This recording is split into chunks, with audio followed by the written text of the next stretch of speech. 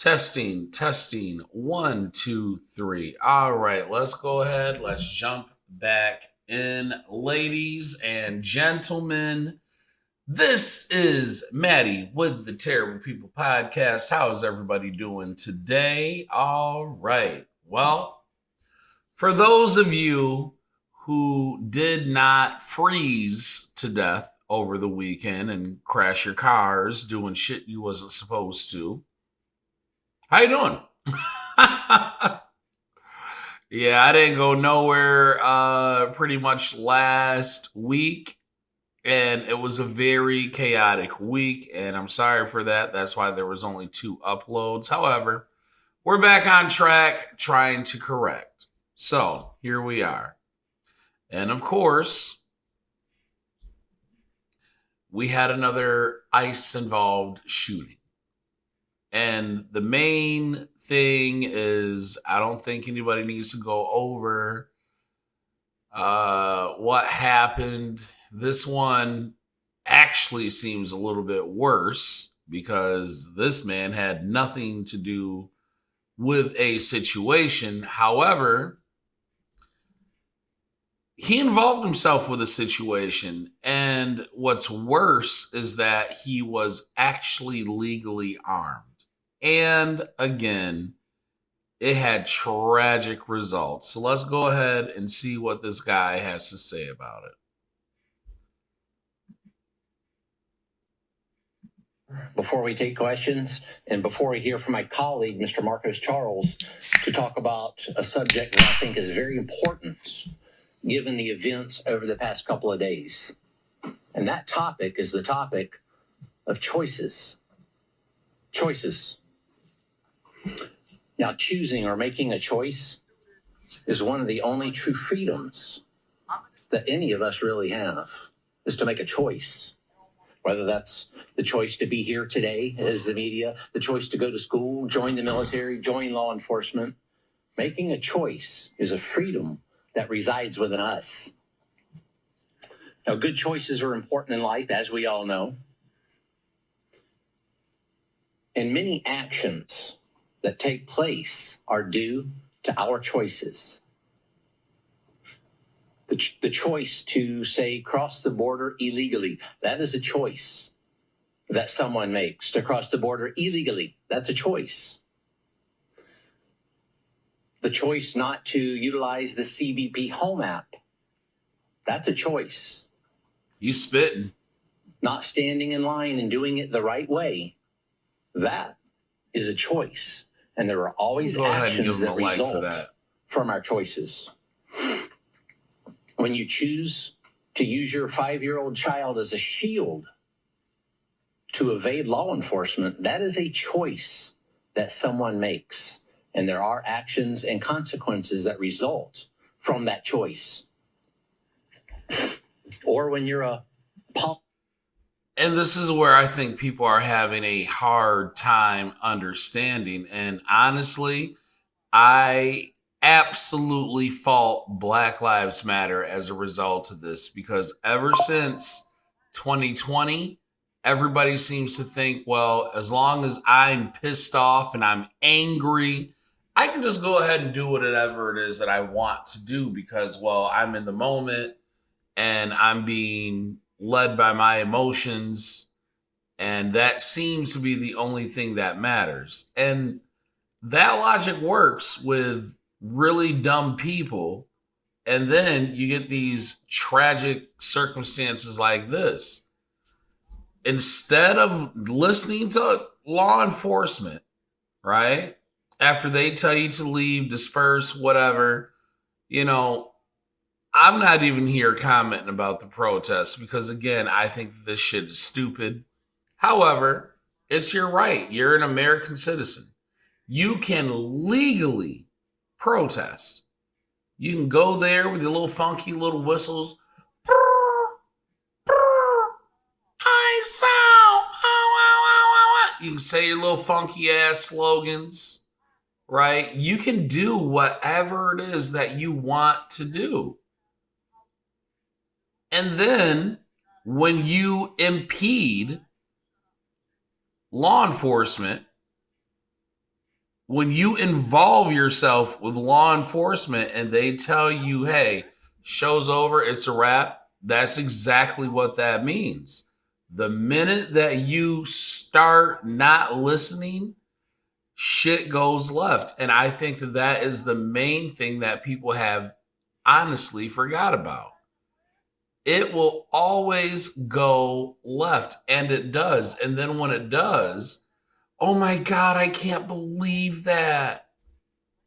Well, they were pushing a woman. Well, you know what? Now it costs you your life. Was that worth it? Was this person that you honestly don't know, was that worth it? See, that was a choice. You get into a scuffle with law enforcement armed, I can guarantee you, this shit, not a good look. It's never a good look. And then when these people get found not guilty or it's a justified shooting, which more than likely that's what it's going to be because you didn't need to involve yourself. You 100% did not need to involve yourself, but you thought you were different. And, well, let's keep hearing this man cook about choices.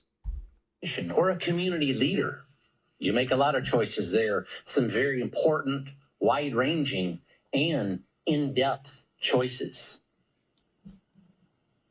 When, as a politician, if you choose collusion and corruption as a choice, then there are consequences and actions that take place because of that.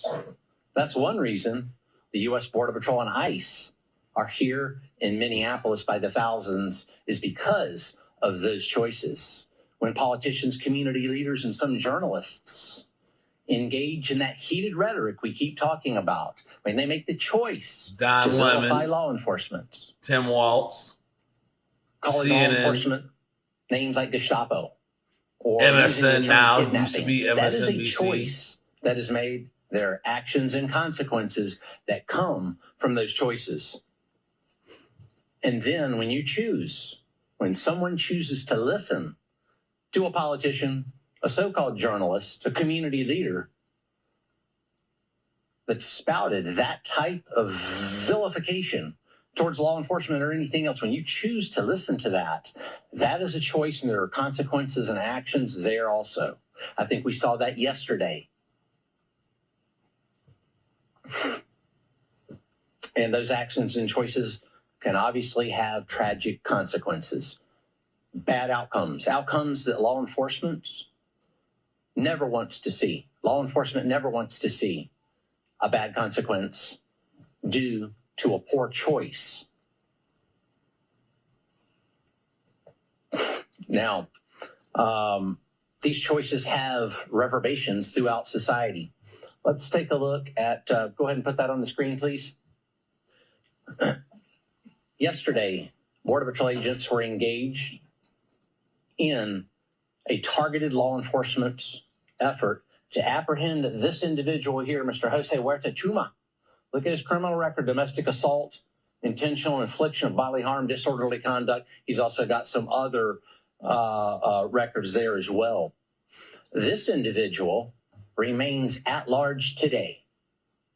This individual is still roaming the streets today. This is the individual on that targeted law enforcement efforts that Border Patrol agents were engaged in yesterday when they were disrupted, assaulted, and prevented from conducting that Title VIII mission by individuals intent on making the choice to riot, to create anarchy, and to be a violent mob.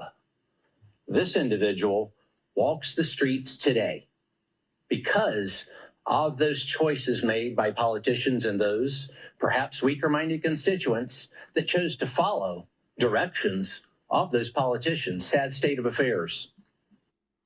You know what? I think I'm just going to go ahead and leave it there and then close by just saying this. People need to be well aware of what it is that they're defending, right? I mean, and the thing that's so disingenuous is these are the same people that under Obama, They had nothing to say. You see it all the time. They want to sit here, hold everybody else accountable for everything else, and slavery and reparations, all this other old bullshit. But at the end of the day, where was the same energy for Barack Obama, the deporter in chief?